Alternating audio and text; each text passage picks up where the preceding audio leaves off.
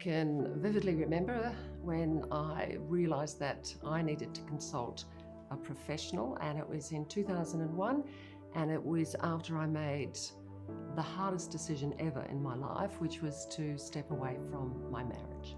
And as anybody would understand, breaking up a family is enormously painful. And one good thing came out of it was that I'm normally a comfort eater, but I actually lost 2 dress sizes, so there was an upside to it. But very quickly, I realised that I needed to consult a professional.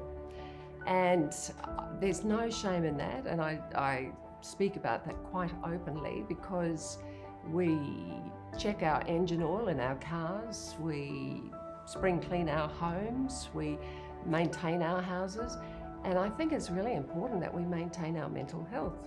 If somebody handed me a giant, and it would have to be a giant wand, to change one thing for women, that would be gender equality. It doesn't exist at the moment. I've often witnessed over my career in the news media inequality towards women.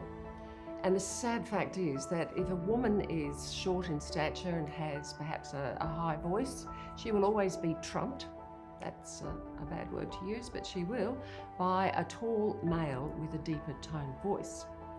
And that's the way it will stay until we become used to seeing more women deliver the big stories. There's nothing more than I would like to see than an end to domestic and family violence. I think once upon a time, domestic and family violence was taboo, and it was behind closed doors. It certainly was in my mother's time. But my mother, sadly, and I don't talk about this openly very often, but my mother was in fact a victim of domestic and family violence. My father, sadly, was an abusive alcoholic. And my mother, Molly, whenever she needed help, would hang a tea towel outside the kitchen window, and that was a signal to the 6'4" neighbour to come over and have a quiet word to my father. We are making progress. A lot has changed since Molly's day.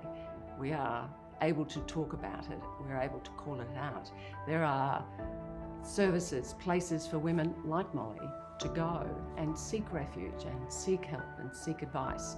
And there are opportunities to get beyond domestic and family violence. So this has a very special place in my heart.